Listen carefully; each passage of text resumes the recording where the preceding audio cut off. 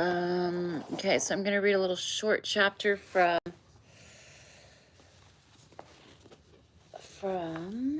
Man and His Symbols. So let's get started. Where'd I leave off? This one's called Union of Opposites. There is one more point to be made. The spirit of the age is in constant movement. We have a little. This is Blossom. He's my little furry cat that decided to come live with me. Everyone, this is Blossom. Blossom, this is everyone. And Fat Boy. Hi, Fat Pants. Fat Boy gets jealous of Blossom. They're my two boys. Okay, anyway. There is one more point to be made. The spirit of the age is in constant movement. It is like a river that flows on, invisibly but surely, and given the momentum of life in our century, even 10 years is a long time. About the middle of this century, and I remember this book was written in 1964, I believe. About the middle of this century, a change began to come over painting. It was nothing revolutionary, nothing like the change that happened in about 1910. And then I wrote down what was happening in 1910. Let's see, what did I write? The start of the Mexican Revolution, end of the monarchy in Portugal, the death of King Edward I think that's 7th, ascension of George V in the UK, creation of the Union of South Africa. In the US, it was Halley's Comet appears. I thought it was interesting that it didn't say much about the US in 1910. And then also in 1910, the Mann-Elkins Act, which was an attempt to curb sex trafficking in 1910. Sex Trafficking Act. That's when they started doing it through the government, right? Well, if they're going to profit, we want profits. Look how out of control it is now. Anyway, side note. That was in 1910. Okay. Hold on, Blossom. So, which meant the reconstruction of art to its very foundations. But there were groups of artists who formulated their aims in ways not heard before. This transformation is going on within the frontiers of abstract painting. The representation of concrete reality, which springs from the primal human need of catching the passing moment on the wing. I'm going to read that sentence again. The representation of concrete reality, which springs from the primal human need of catching the passing moment on the wing, has become a truly concrete, sensuous art in the photography of such men as Francis Henri Cartier-Bresson, Switzerland's Blossom. I can't see the pages, my love. Switzerland's Werner Bischoff, and others.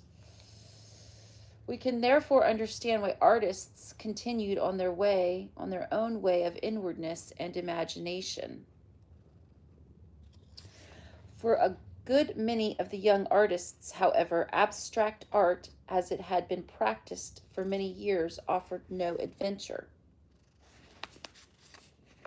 no field of conquest. Seeking the new,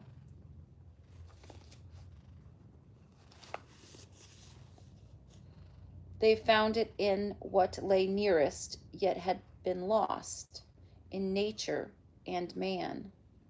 They were and are not concerned with the reproduction of nature in pictures, but with the expression of their own emotional experience of nature.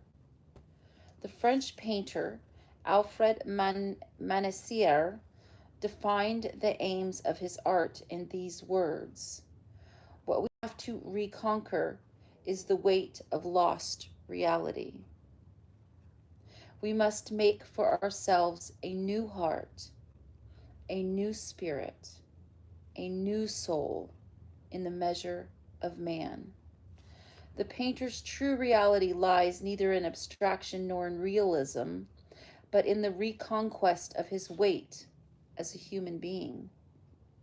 At present, non-figurative art seems to me to offer the one opportunity for the painter to approach the inward reality of himself and to grasp the consciousness of his essential self, or even of his being.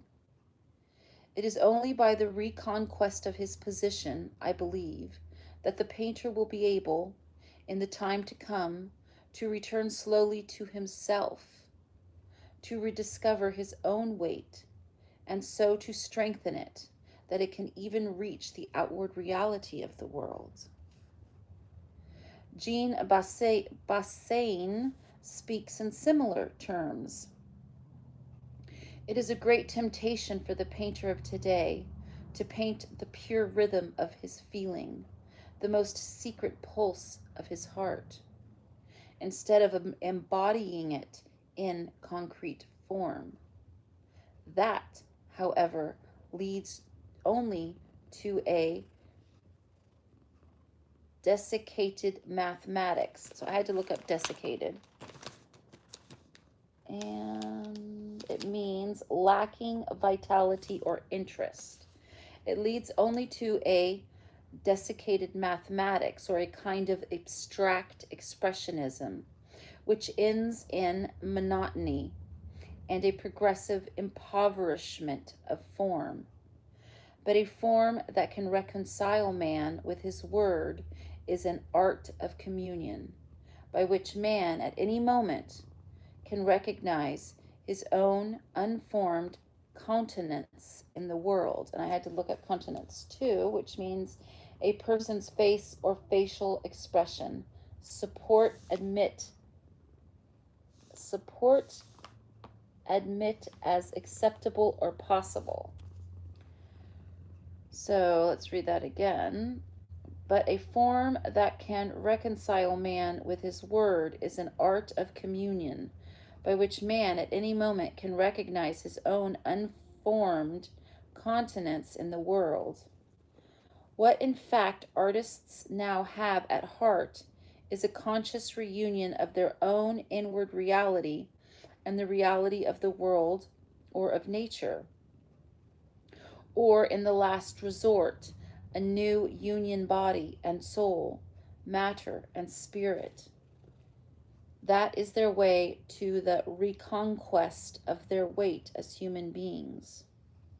Only now is the great rift that set in with modern art between great abstraction and great realism being made conscious and on the way to being healed. For the onlooker, this becomes evident in the changed atmosphere of the works of these artists. There radiates from the pictures of such artists as Alfred Mancière or Belgian-born painter Gustave Singier, in spite of all abstraction, a belief in the world, and in spite of all intensity of feeling, a harmony of forms and colors that often attain serenity. In the French painter Jean Lucrat's famous tapestries of the 1950s, the exuberance of nature pervades the picture. His art could be called sensuous as well as imaginative. We find a serene harmony of forms and colors also in the work of Paul Klee. This harmony was what he had always been striving for. Above all, he had realized the necessity of not denying evil. Even evil must not be triumphant or degrading enemy, but a power collaborating in the whole. But Klee's starting point was not the same. He lived near the dead and the unborn, at an almost cosmic distance from this world, while the younger generation of painters can be said to be more firmly rooted in earth.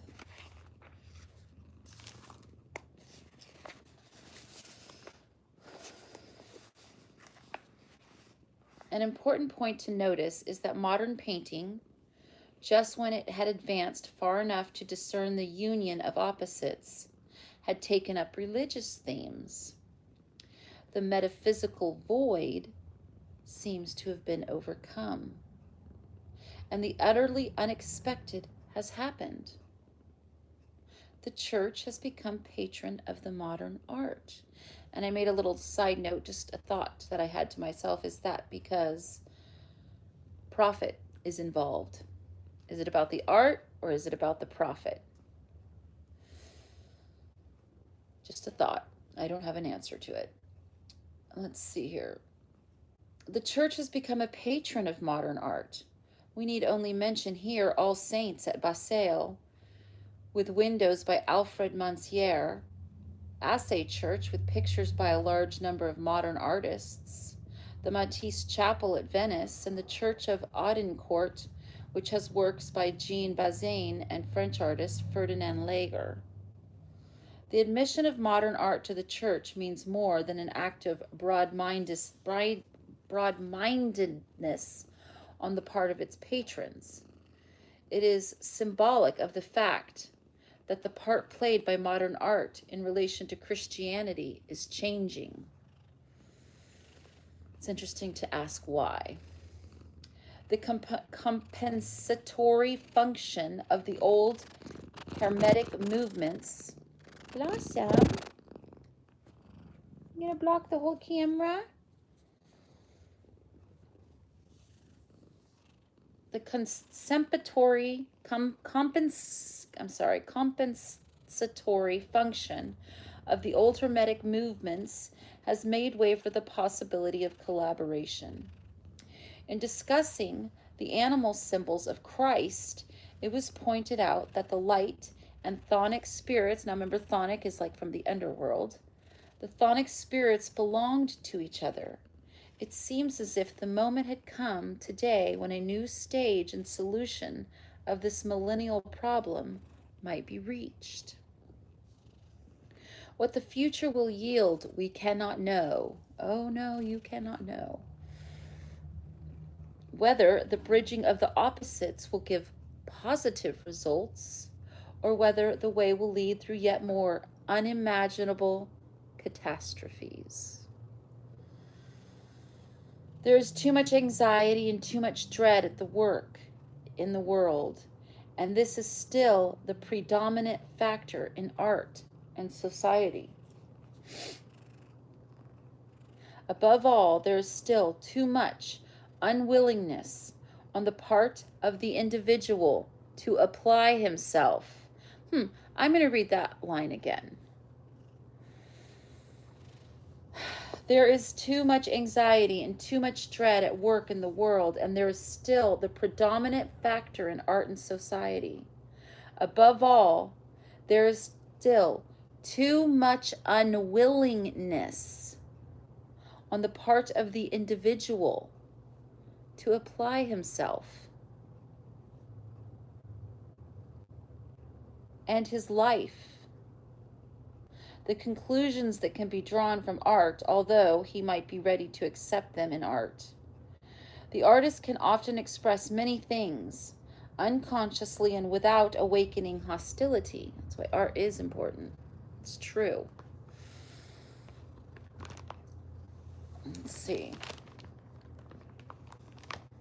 To apply himself and his life to conclude drawn from art, that although he might be ready to accept them in art, the artist can often express many things unconsciously and without awakening hostility, which are resented when they are expressed by a psychologist, a fact that could be demonstrated even more conclusively in literature than in visual arts.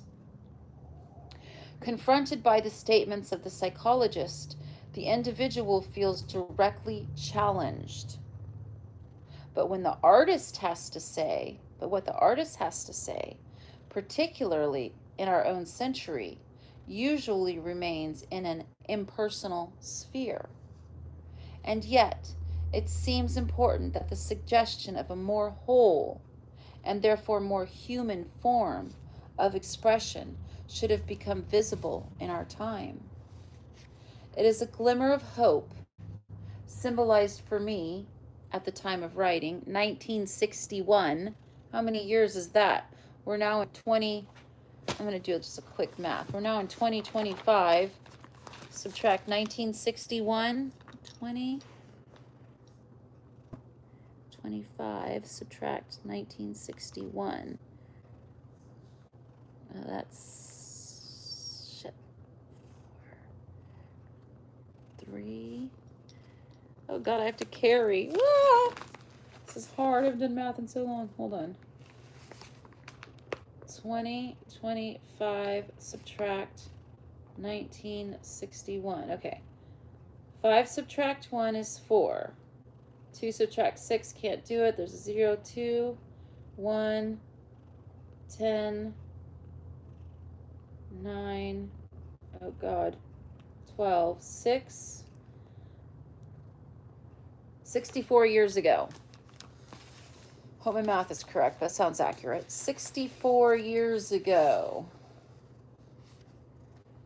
It's a glimmer of hope symbolized for me 64 years ago by a number of paintings by the French artist Pierre Soulages behind a cataract of huge black rafters.